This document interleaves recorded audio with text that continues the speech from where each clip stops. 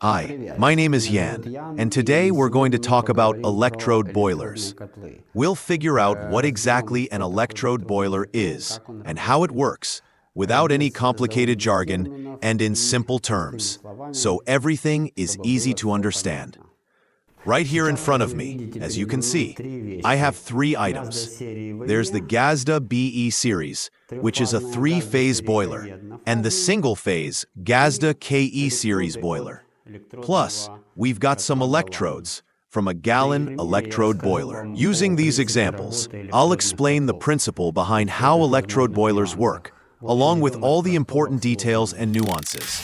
Basically, we'll start with the simple stuff and gradually move toward the more complex parts. For this, I'll first saw open two GAZDA boilers.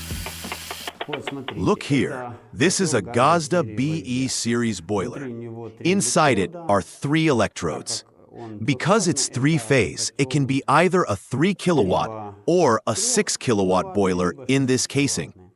In this particular case, these electrodes are from a 3 kilowatt boiler, so this one is a 3 kilowatt model. And this is a KE series boiler, single-phase. It works on the same principle but is designed for 230 volts. That's why there's only one electrode inside. Here it is, right here.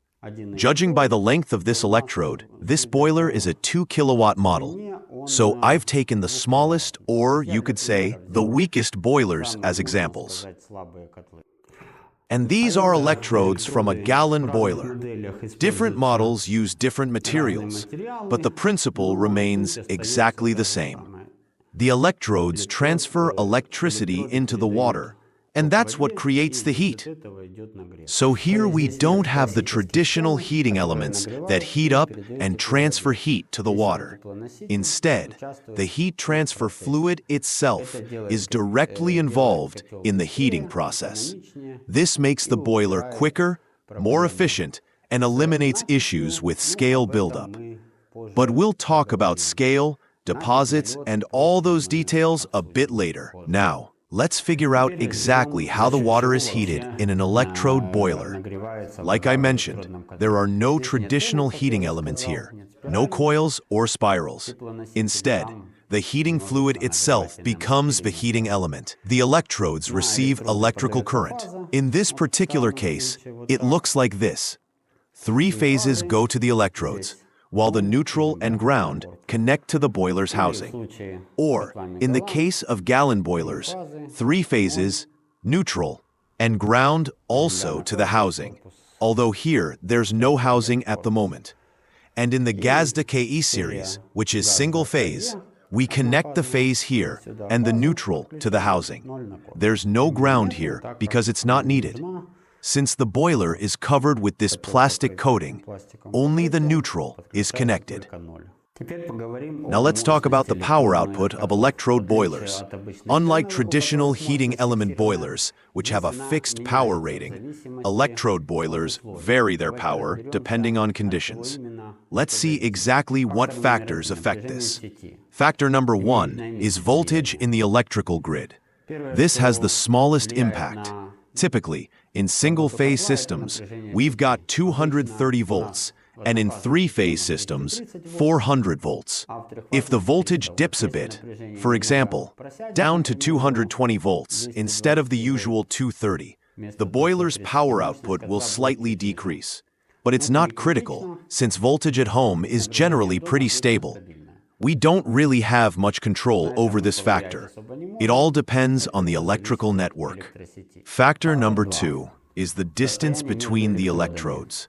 This is another thing that you, as a user, can't really influence. The distance I'm talking about is either between the electrodes themselves, like here, or between an electrode and the boiler's casing. Basically, the greater the distance, the higher the water's resistance, and therefore, the lower the boiler's power. In factory-made boilers, this distance is already precisely calculated, so practically speaking, we can't change it either. Factor number 3 is the surface area of the electrodes in contact with water. This parameter has a stronger influence, and in theory, it's something we can control. The larger the electrode's surface area touching the water, the higher the current, and therefore, the more powerful the boiler is.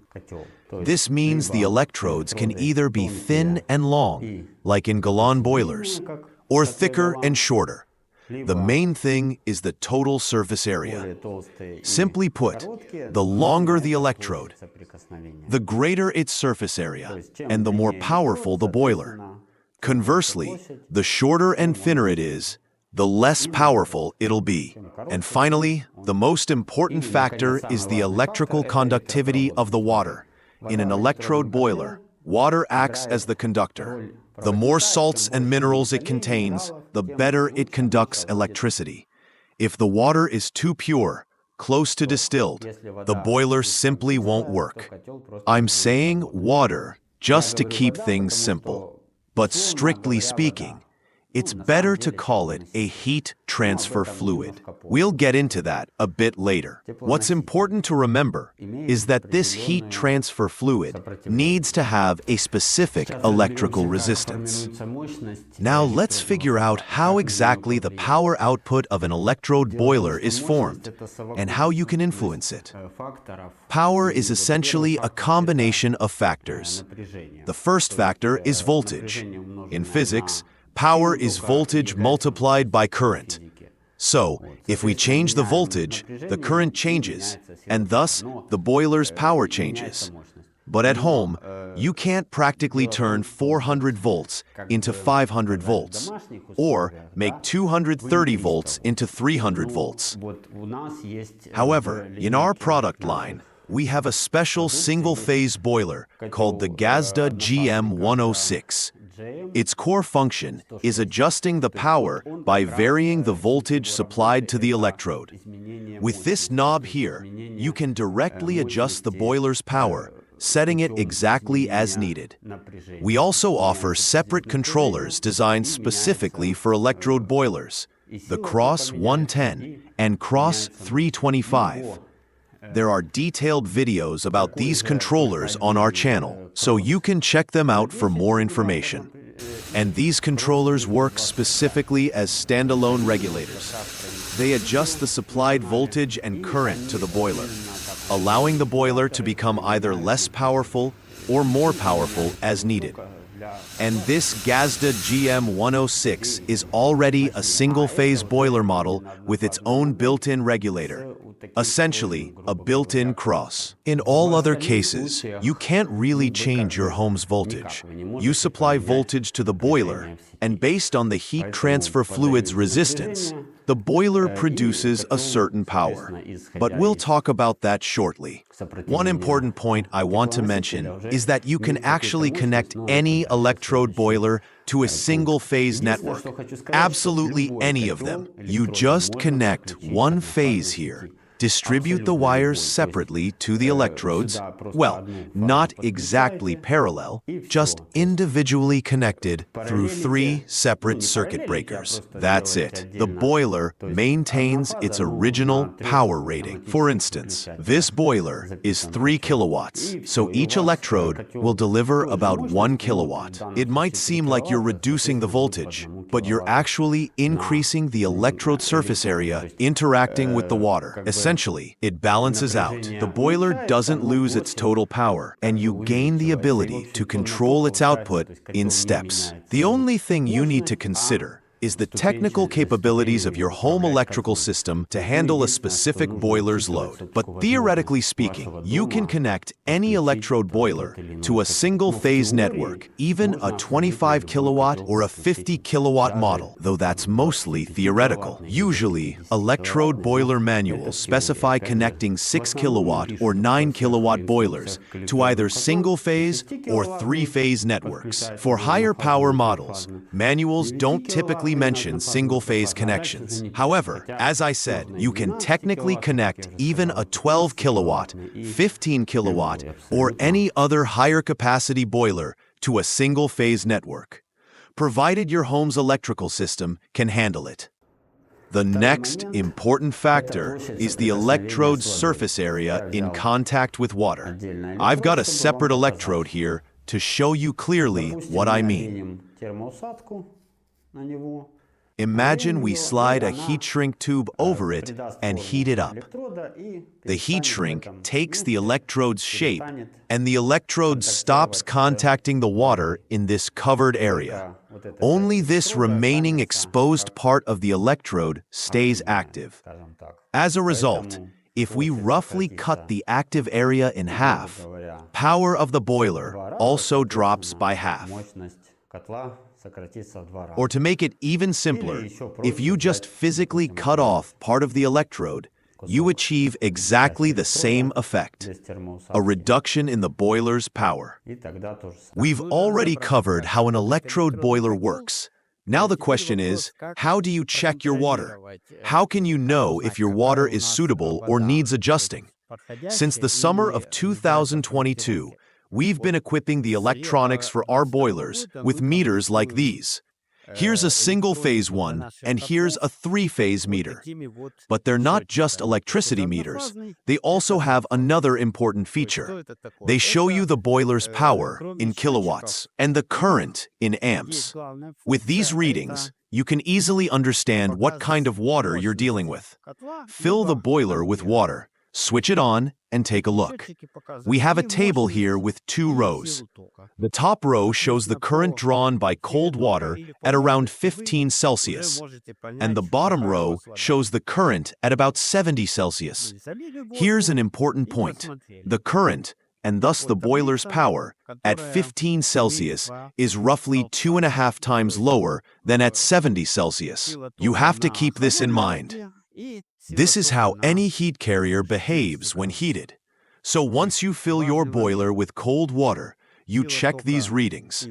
This way, you'll quickly know if your water is fine, meaning it has the right resistance, or if it needs to be adjusted. Here's another important point about voltage when using an electrode boiler. Does voltage affect the boiler's operation?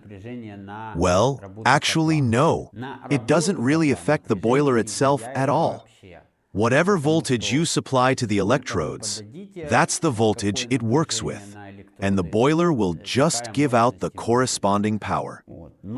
So if you connect 3 phases directly to a 3-phase boiler, or 1 phase to a single-phase one, it'll work accordingly. But yeah, of course, nobody connects a boiler just like that in a raw setup. In real-world installations, there's always some kind of control system in between, and in most cases, it's a contactor. Now, with contactors, voltage does make a difference. That's because inside the contactor, there's a coil that physically closes the power contacts. And that coil is usually rated for 230 volts. So, let's say your voltage drops to around 170 volts. Well, that coil might not be strong enough to fully pull in the contacts. It might start buzzing, vibrating, and if it keeps doing that, eventually the contacts will start to burn or even weld themselves. Worst case, the contactor just fails completely. Sometimes you also get these tiny, fast click, click, click sounds, kind of like a fast rattle. That can happen if there's a bad connection on the coil terminals, A1 and A2, or just unstable voltage in general. In that case, the coil keeps trying to close the contacts, but can't really hold them. Now I'll show you all of this.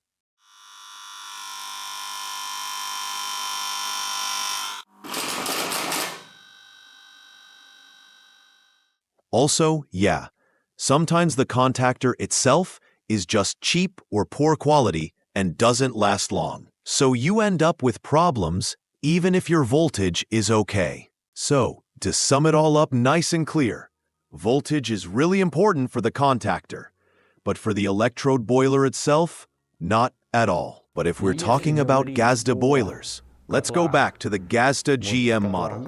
Then the whole idea behind how this electrode boiler works is, as I've already said, adjusting the voltage and therefore the current that's being sent to the electrode. So, it really doesn't care what voltage you feed into its control side. Of course, it has its limits, but low or high voltage in the grid isn't a problem for it at all. Same goes for the KROS controllers, KROS 110 and KROS 325. They work on the exact same principle as this boiler. So let's talk about something pretty important that a lot of people worry about. What if, say, all the water leaks out of your electrode boiler, but the power is still on? Like, is that dangerous? Will something burn out or short circuit? And here's the cool part. Nothing's gonna happen. Seriously, nothing at all. The electrodes, well, they'll just be sitting there, not touching anything. Basically, they're just in the air. And since there's no water to conduct electricity, the circuit's open. No power flows through, so nothing gets damaged. That's actually one of the big advantages electrode boilers have over regular ones with heating elements or coils. So, why am I even bringing this up? Because this ties directly into another question I get asked a lot, and I mean a lot. Hey, can I install the boiler horizontally? Or, does it have to be mounted vertically? And here's the thing. Technically, yes, you can install it horizontally. It's not a strict rule. Water still flows through the electrodes and heats up like it's supposed to. But, and there's always a but, right? When the boiler's in a horizontal position, there's a chance air could get trapped inside. Let me explain what I mean. Imagine the boiler lying flat. Well, in that position, an air pocket can form up top. And if that happens, some of the electrodes might not even be touching the water. Maybe just the bottom one is submerged, and the others are sitting in air. And here's your return line, and here's the supply line. Or maybe one is half submerged. You get the idea. And here's why that matters. If an electrode isn't in contact with the water, it's not part of the circuit, so it won't do anything. It's like it's not even there. So how do you know if this is happening? Simple trick. Grab an ammeter and check the current going through each electrode. You should see similar readings on all three. If one of them shows a lower current, or maybe even zero, that's a red flag. Most likely that electrode is sitting in air instead of water. If it's mounted vertically, water fills it evenly, and there's no air trapped at the top. All the electrodes are fully submerged, and you don't have to worry about any of this. All right, now let's talk about wiring electrode boilers. And yeah, this part's going to be a bit more sensitive, more technical, let's say. We're talking about electrode boilers and RCDs, residual current devices. And the thing is, in most cases, electrode boilers just don't work properly when they're in the same circuit with an RCD. Why is that? Let me explain. Take, for example, the GAZDA BE series. In this boiler, both the neutral and the ground are connected directly to the metal housing. And that setup right away makes the RCD freak out. Basically, as soon as you connect the boiler, bam, the RCD trips. It just doesn't like that configuration. But since summer 2024, we've got something new, our three-phase GAZDA R series. These boilers are built kind of like the single-phase GAZDA K series, where the whole body is covered in plastic. Same idea here. Even the threaded fittings, supply and return, don't actually touch the metal housing. So what happens? You connect the neutral to the body, and the three phases go straight to the electrodes, just like in the single-phase version. One phase to the electrode, neutral to the body, and that's it. No ground wire needed at all. By the way, the same goes for the GAZDA GM series. At its core, it's basically a KE boiler. It's single phase, connects the same way, phase to the electrode, neutral to the body. But the GM model has one big bonus. It comes with a built-in knob that lets you adjust the power. That's super handy if you want more control over the heating level or to reduce energy use a bit. So from the perspective of RCD compatibility, it's a solid choice too. Whether it's KE, GM, or the three-phase R series, all of them are designed to work smoothly with RCDs right out of the box. Same goes for Galan boilers. Even though the neutral isn't directly connected to the metal casing, the base is made of plastic, and at first glance, everything looks okay. There's still a catch. The thing is, current can still leak through the water.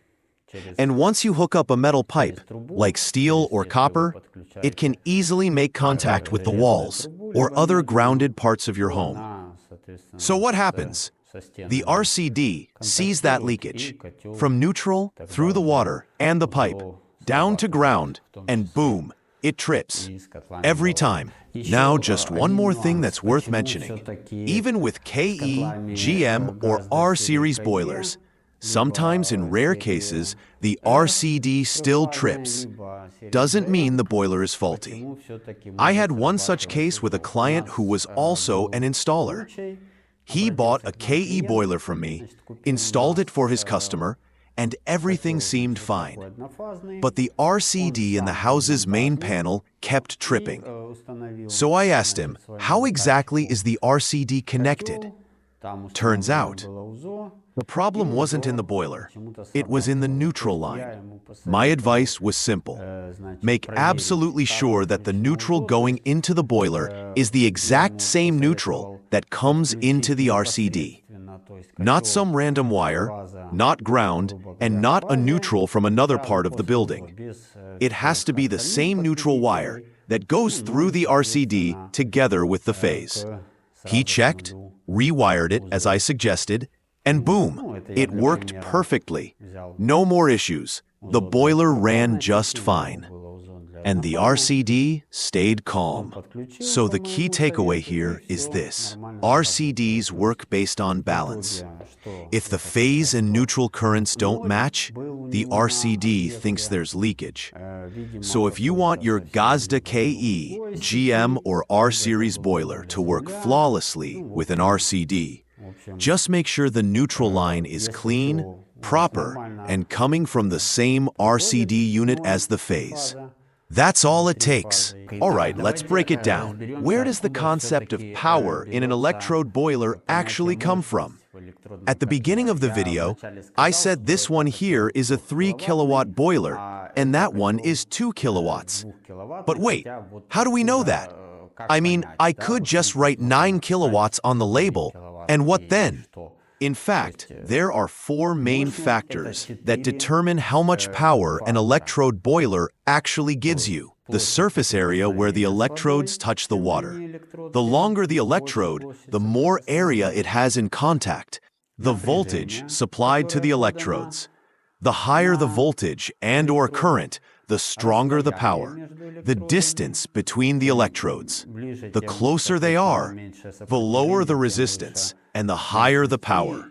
Spread them too far apart, resistance goes up, power drops. And finally, factor 4, the conductivity of the heat transfer fluid. Now that one is both the most important and the trickiest. So where did all that add salt or baking soda to the water advice come from? So where does this whole thing come from? You know, add salt to the water, add some baking soda, and so on? Well, it goes back to the fact that most electrode boilers were originally produced in Russia and Ukraine. And over there, the water is different. By different, I mean it actually conducts electricity better. More salts, more minerals, and unfortunately, more metals too. Now, when people in European countries started buying those boilers, they were using local water, and it turned out the conductivity was lower. So what happened? The boilers worked, but they were noticeably weaker. To fix that, folks had to add a bit of salt or soda to bring the boiler up to its full power. In the summer of 2024, we finally measured the conductivity of tap water in Poland and other parts of Europe. And the results? Pretty consistent. Almost all tap water showed around 200 microsiemens, give or take a little. That's why we adjusted all GAZDA boilers accordingly. Now, they're designed and tuned for that standard 200 microsiemens level. which matches regular tap water in Europe. But just a heads up, if you're using well water instead of tap, it's a different story. Well water usually has way more minerals, salts, and unfortunately, more metals too. So its conductivity might be 2, even 2.5 times higher. And that means the boiler will be noticeably more powerful than intended. And that's exactly why the antifreeze fluids you find in regular hardware stores are no good for electrode boilers. I don't know the full story of how they're made or what exactly they're based on, but their main purpose is for solid fuel boilers, gas boilers, maybe even for standard heating element boilers, but not for electrode boilers. In those systems, electrical conductivity doesn't matter at all during production. So, when you pour that kind of fluid into an electrode boiler, it's a disaster waiting to happen. The conductivity of those store-bought fluids isn't just a bit higher than well water. It's 10, maybe 15 times higher. We're not talking 200 microsiemens anymore. We're talking 2,000 or even 3,000 microsiemens. And what happens then? You pour it in, and boom, your 3 kilowatt boiler suddenly behaves like it's running at 30 kilowatts. The current spikes instantly, and your circuit breaker trips right away. That's why, unfortunately, these types of fluids are just not suitable for electrode boilers. Now, you might be thinking, okay, but what if I just leave that store-bought fluid and reduce the electrode surface area by 10 or 15 times? Well, in theory, yes, it's possible. You could shrink the working area to balance out the high conductivity. Like, you take the electrode, put heat shrink tubing over most of it, or even cut it down to just a tiny little piece, and then pour in that superconductive fluid. But in practice, it doesn't really work. The boiler starts buzzing, making weird noises, and the system becomes unstable. Yes, technically it'll run, but it won't be efficient, and it sure won't be reliable. So yeah, long story short, that kind of heat transfer fluid is just not meant for electrode boilers. It's a mismatch, and there's no real workaround that makes sense. All right, let's figure out what boiler power you actually need for your home. This is probably the most common question I get: how to choose the right boiler based on your square meters. The rough rule of thumb is simple: 1 kilowatt per 15 square meters of heated space. It's not a perfect formula, but honestly, it works in 90% of cases. So, let's say your house is 100 square meters. You'd need a boiler around 6 to 7 kilowatts. What if you go with something weaker? Well, in mild months, like October, a smaller boiler might still cope. For example, if you go with a 3 kilowatt boiler instead of a 6, in October, it might be enough. But come January, when it's -5 or colder outside, that same boiler will be running non-stop, still pulling only 3 kilowatts, and just won't keep up. It'll heat, sure, but it won't get the system to the proper temperature, like 60 degrees Celsius. Now, if you follow that 1 kilowatt per 15 square meters square formula, most of the time your boiler will only need to work at about 50% of its full power. So for example, a 9 kilowatt boiler on average will consume around 4.5 kilowatt hours. In harsh winter conditions, yeah, it'll run more, closer to full power, but it'll be able to meet the heating demand when it's really needed.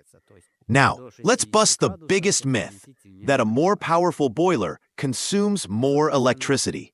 No, a powerful boiler does not consume more energy. It's your house that consumes the energy. Heating is all about covering heat loss. Nothing more, nothing less.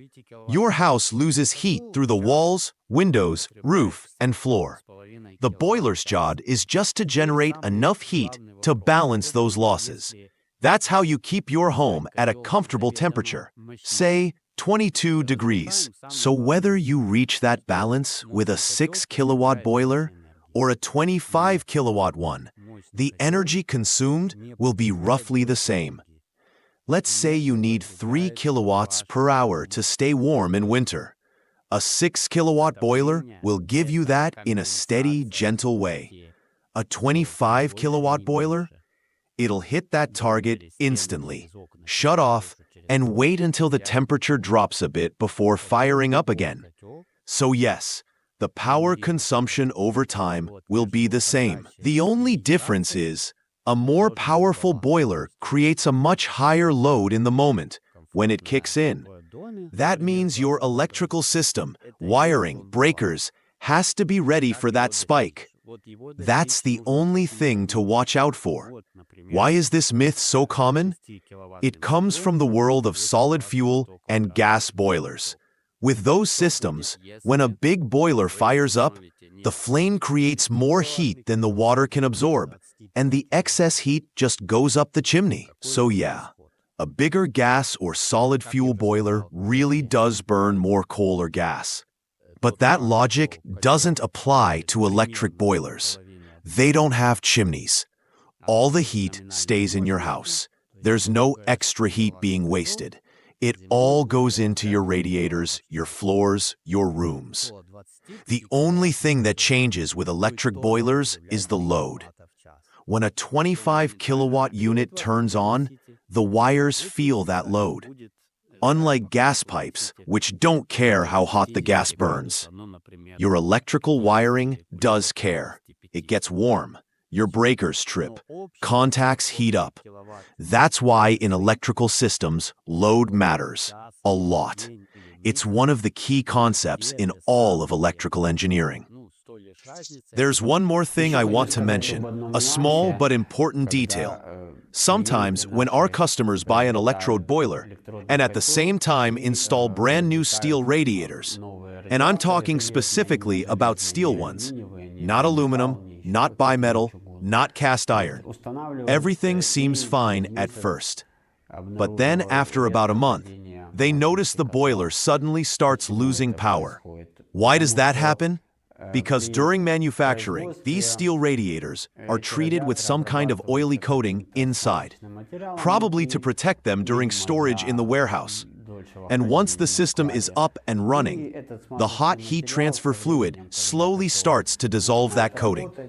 Eventually, that oily stuff settles on the electrodes.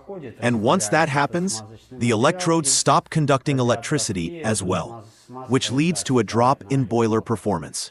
This usually happens about a month after the boiler has been in use. So what's the fix? Simple. Just remove the boiler and rinse it out with something that dissolves grease. You can take the whole boiler off and flush it, or unscrew the electrodes and clean them separately. The goal is to get rid of that greasy film. That's it. All right, so now we've gone through the ins and outs of electrode boilers. I tried to explain everything clearly and in simple terms. Hopefully it all made sense. But hey, if something's still unclear, just drop a comment down below. I might make another video on this topic, or maybe even a few shorter ones where I cover each question or point separately, one by one. See you in the next videos. Вопросу по небольшому пункту, по